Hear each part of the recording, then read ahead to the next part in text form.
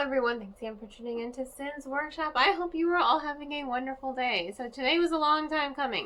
You know what's funny? My friend Gina is a mood reader. And I think I've discovered that I'm a mood reviewer.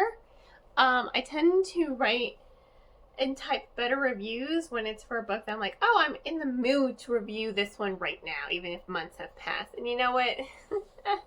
I'm in a dragon kind of mood right now. So we're finally doing Iron Flame.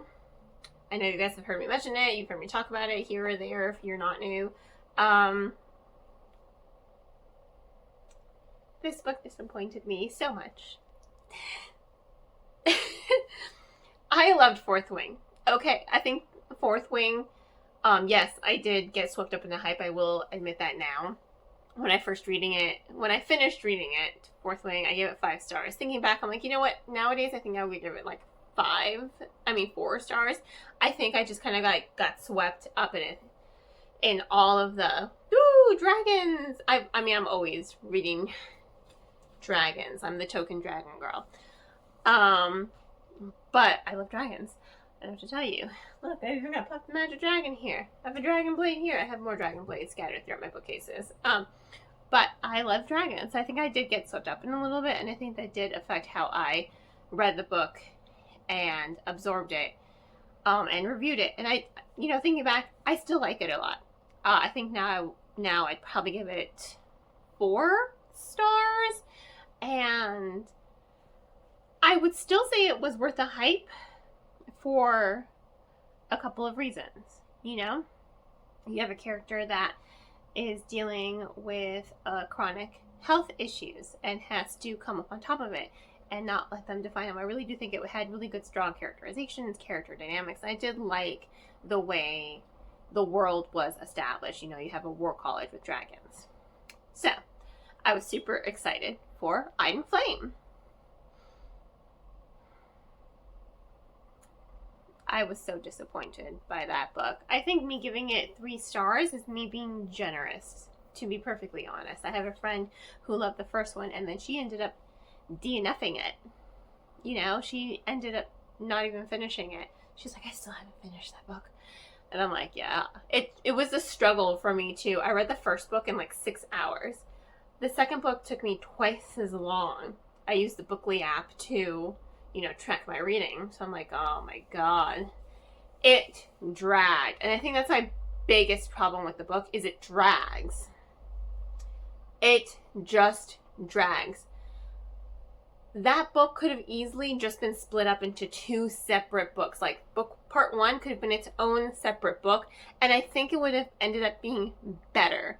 Because a lot of my issues stem with the regression with characterization and those character dynamics. Violet became so whiny and hypocritical.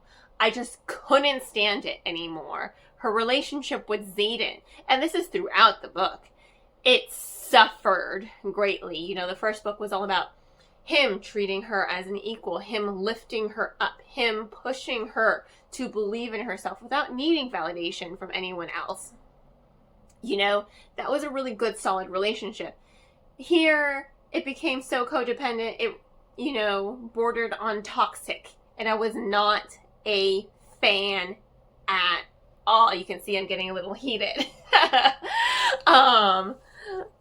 It was, you guys should have seen me at the book club.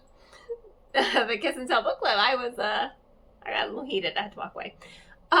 Which was okay because I was working at the moment anyway. But it was such a hindrance, and it was repetitive as well. It was so repetitive. We didn't really even get to delve into the things that they were supposed to be learning their second year at school. We didn't even get to really delve into that.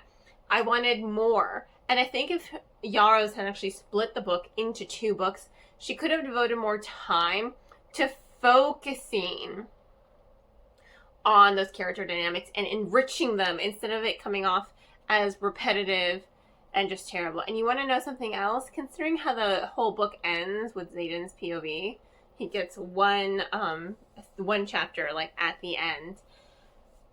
splitting it up into 2 books, I think, would have been the golden opportunity to give Xaden his own perspective in part 1 without dampening the pacing, without ruining it, and then you got to see a little bit more. And it would have been, I think, a clearer introduction as well to the Griffins and the world he's a part of. Because him being a part of the Griffins, I mean, that wasn't like a jaw-dropping moment. I was just like, oh, cool.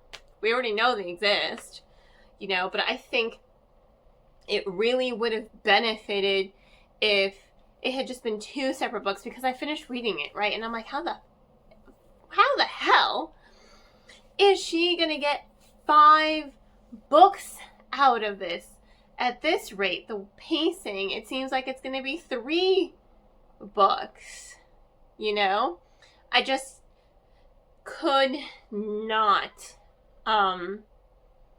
It was just so repetitive. It really was. And I think Violet and Xaden, their whole relationship, I mean, this is a romantasy. So the romance of the book is, you know, pretty essential. Romantasy is fantasy books with, you know, heightened importance on the romance aspect of the storytelling. So, you know, I kind of have to evaluate the romance aspect of it. It's a romantasy. But that romance, I was so tired of them. I really was just tired of them as a couple. To the point where I'm just like, if one of you dies, I'm not going to be mad about it or heartbroken, because your relationship, you guys need space. They stopped defining themselves as individuals, and they were just like, so like I said, codependent, and it was awful. It was so annoying and repetitive. Kind of like how this review is turning out. Sorry. But I just had such an issue with that. And it really hurt the pacing, and it hurt the storytelling. And, oh my god, the non-existent love triangle between Griffin Princess, whose name I can't even be bothered to remember, wanting power. I mean, it was just tiresome, and it was tedious, and it was long, and it dragged. And I wanted more from it. I had high expectations when I read this book. I had very high expectations when I went into it, because I loved the first one so much. But this one, I was just like, ugh. And now Onyx Storm is going to be coming out in a couple months, and I'm just like, I'm going to buy it, of course. I'm going to read it, of course.